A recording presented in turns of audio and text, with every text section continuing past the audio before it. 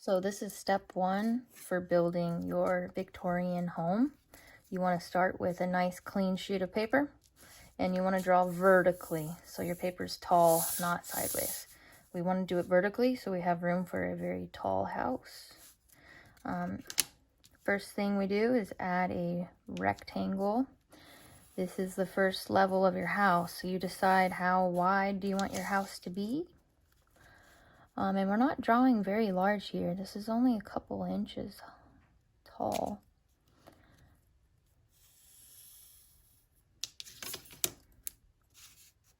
Connect it down. Connect it down. I do want to leave some space underneath here so I have room for like a sidewalk and things like that down here. You don't want to draw your house directly at the very bottom. The next thing I'm going to do is another skinny rectangle. It's not very large, but this is the foundation of our house. Oops, my ruler moved on me.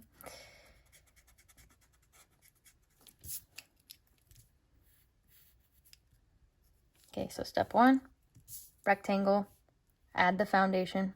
Step two is to make the little roof on top of here. This is how I form it. I build like two lines coming out, and then I connect it across with my ruler so I can see and make sure it's straight. This time I'm going to hold my ruler in the center. That way it doesn't move on me. Okay. And then I'm going to think about my door. Okay. Do you want a single door? Do you want double doors? Do you want rounded doors? Rectangle-y doors? I tend to prefer double doors here.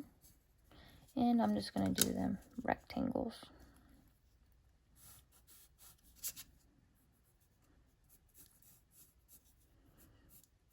You can make your own types of doors and think about what kind of handles you want.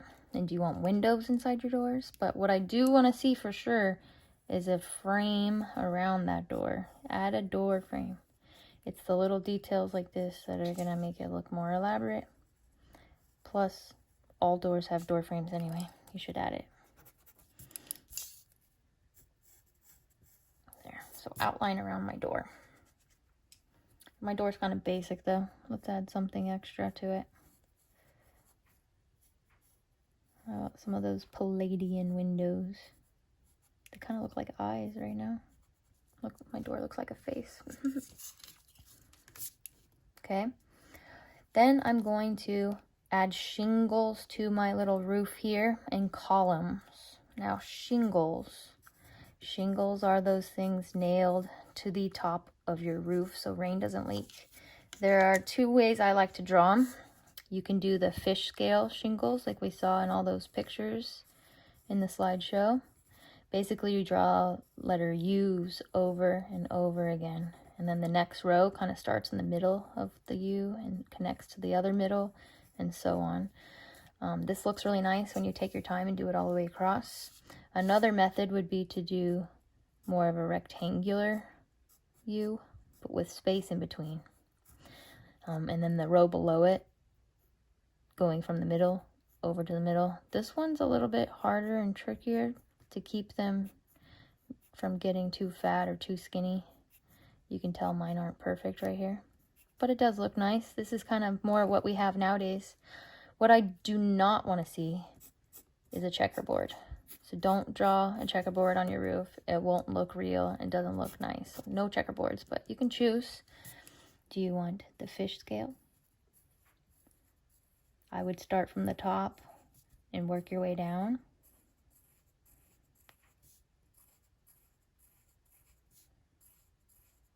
Like that. Fill it in.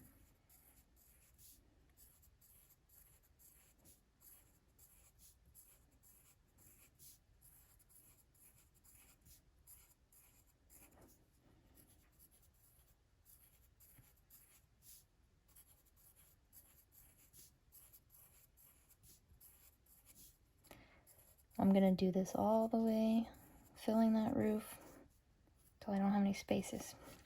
Okay, now I don't want my roof to fall and crush me, so I need some columns or pillars to hold it up. You definitely want some on the sides to hold up the edges. But are you just going to do basic like poles? Or are you going to make fancier ones? Might be good to kind of freehand the width of it first so you can make it match that one, and then use a ruler to finish it the rest of the way. I've got such a wide space here, I got room for more. I might add another one here.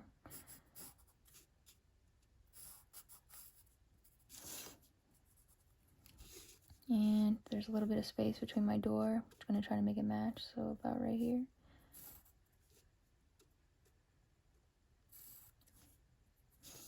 Okay.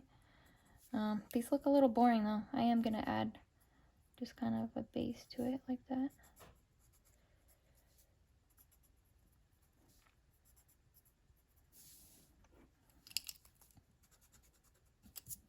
So this is step 1 of building the Victorian home. Get ready for step 2 when you're this far along.